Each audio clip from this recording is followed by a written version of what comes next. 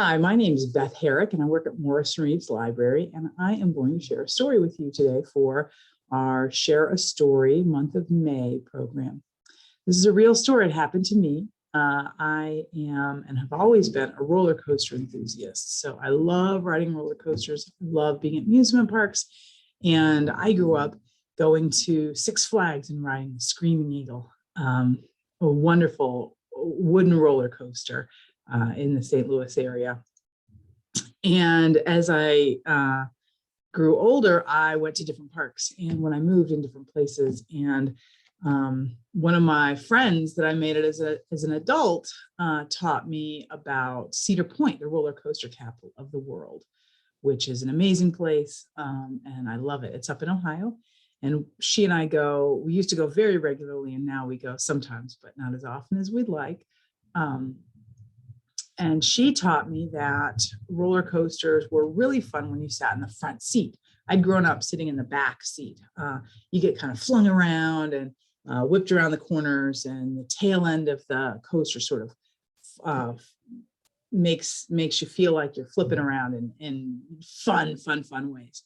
But she taught me that the front of the coaster is a lot of fun because you can see everything first. So you see yourself going up the hill first, you see yourself going down the hill first, the curves, every other seat on the coaster, you see the back of someone's head first. And so it's a very different experience to see everything first. So one time her name is Amy, my friend Amy and I were at Cedar Point, and we were going on the Millennium Force, one of our favorite roller coasters there. It's a big wooden coaster. It goes up over 300 feet tall, and you go 93 miles an hour. So it's a really fun, fast coaster. Not the fastest we've been on, but it's one of our, it's an old standard.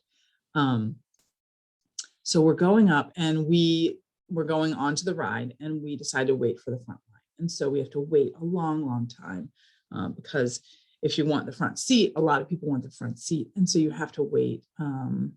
If you wait about an hour and a half to get onto the platform to see the coaster itself, then you probably wait another 45 minutes. So anyway, but I tell you, it's worth it. It is. I didn't know this till I was an adult, but the front seat is worth it.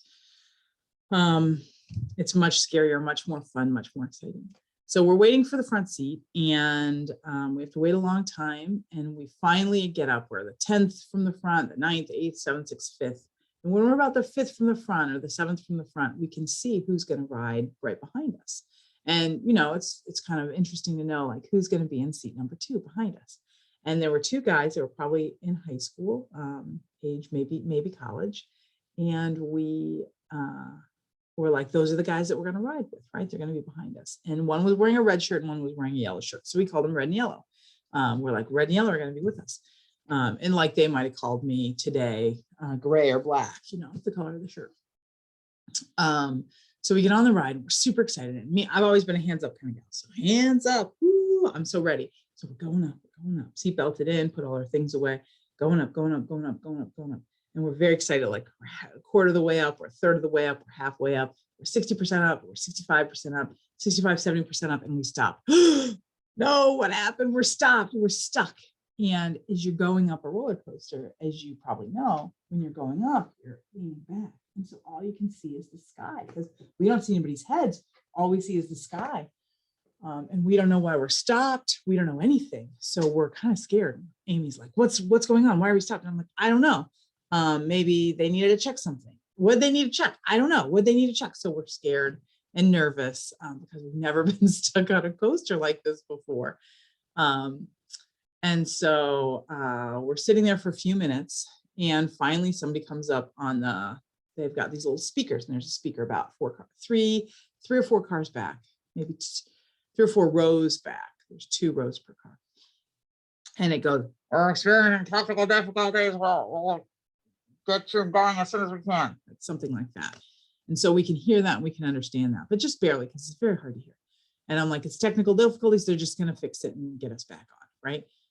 But meanwhile, we're scared, we're looking up, and I said, well, Amy, we're the front row, like we're the leaders of the car. We need to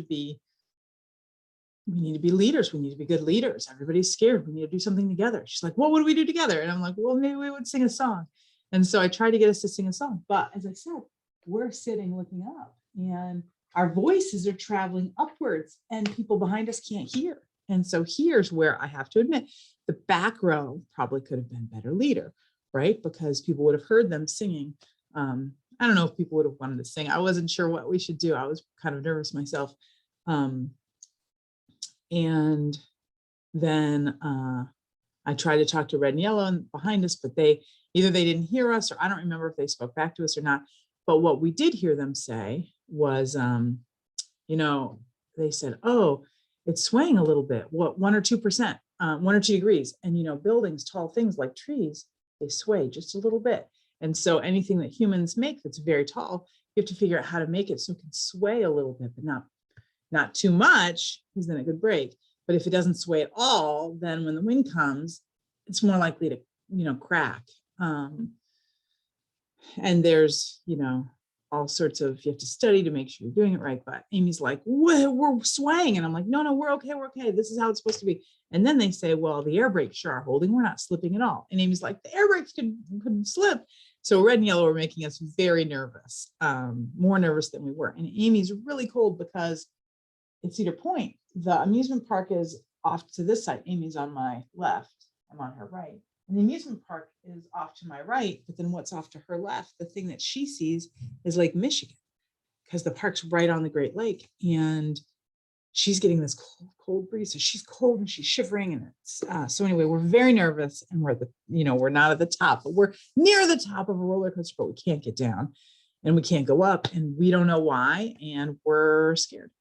So it's been probably about 7 minutes or so, and we don't have a watch. We don't have anything because I don't wear a watch, but our phones and everything, we had to put all those away or else they'd fly off of us. So our phones are back down on the ground. We don't know what time it is,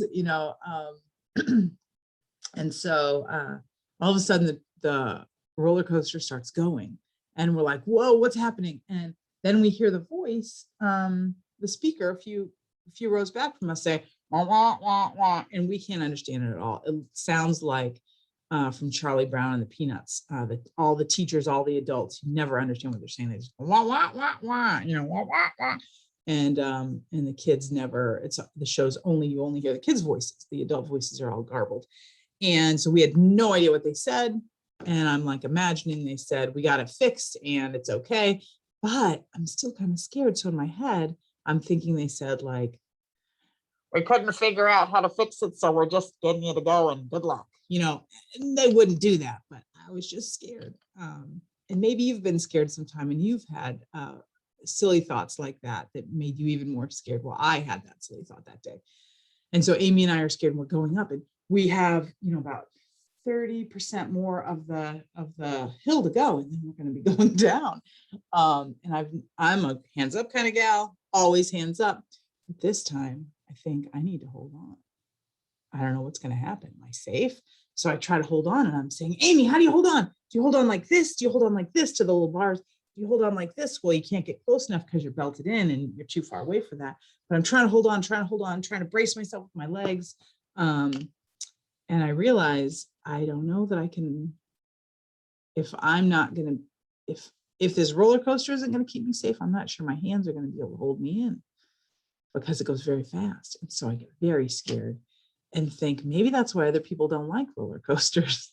I always love them. I never think of, getting hurt or something bad happening. But today I think of that. So we go over the crest and we're starting to go down, but you don't go very fast, because in the front car, you have to wait for all the other cars to cross there. And then when they cross, then you go really fast.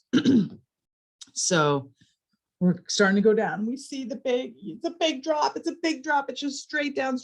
And we just see it, and we're waiting for the speed to go. And then the final car gets over, and whoosh, we go down, and I'm holding on, and I'm scared, and Amy's holding on, and she's scared, and we're scared and yelling it, but it's not a fun yell. It's more of a scared yell. And then we go down that hill, we go up a hill, we go around a bend, we go down another hill, down and up and down little hills, medium-sized hills and whatnot.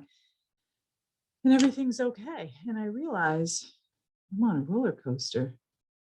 I'm on the Millennium Force. This is one of my favorite roller coasters ever, and I'm having fun. So I'm not as scared anymore, because I know what this is like and I feel safe. And so I say, why am I holding on? I want my hands up. So my hands up kind of gal. I'm yelling, I'm having fun, hooting and hollering, and enjoying myself. And then the ride's over.